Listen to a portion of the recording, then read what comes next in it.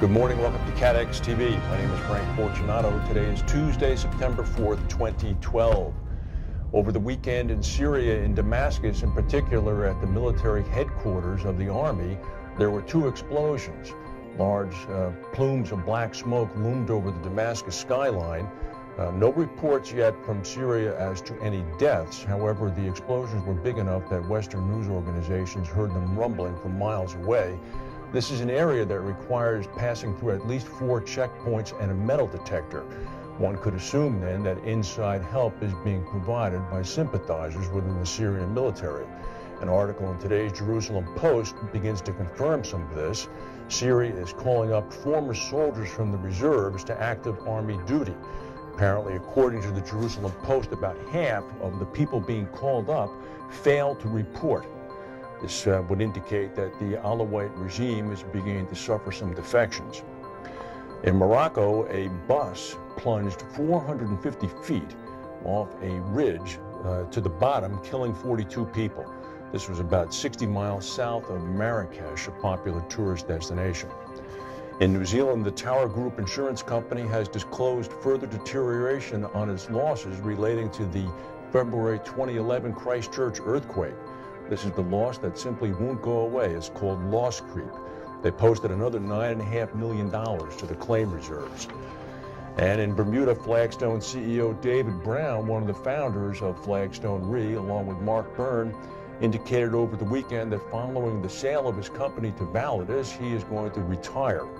Mr. Brown indicated that it had been a long run, one that had required an awful lot of work, but it was time to move on.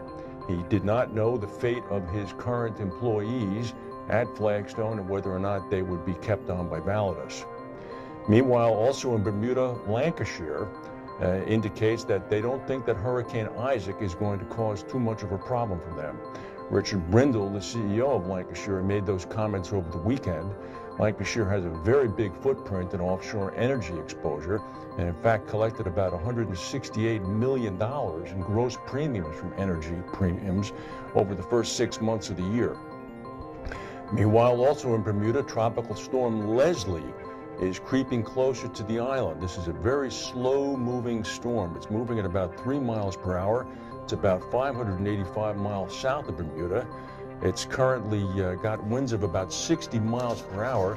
It is anticipated, if it maintains this current track, to hit Bermuda this weekend as a Category 2 hurricane with winds of 100 miles per hour. This is the 12th named storm of the year.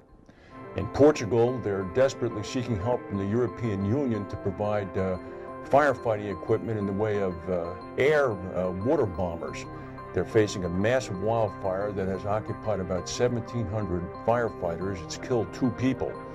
It will also be noted that neighboring Spain has faced a terrible year in fires as well, with severe droughts and seeing 153,000 hectares of land scorched.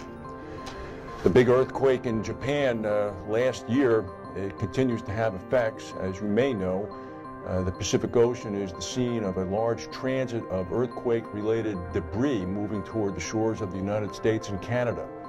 A significant amount of debris has hit the coastlines already because of the way the currents operate. The U.S. West Coast is expected to see another inundation, possibly as much as 1.5 million tons of Japan quake debris coming in October.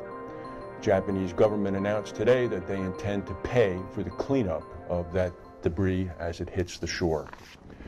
That's the news for today. The Democratic Convention starts tonight in Charlotte, North Carolina. If we have any breaking news, we'll come back and tell you. Thank you for watching.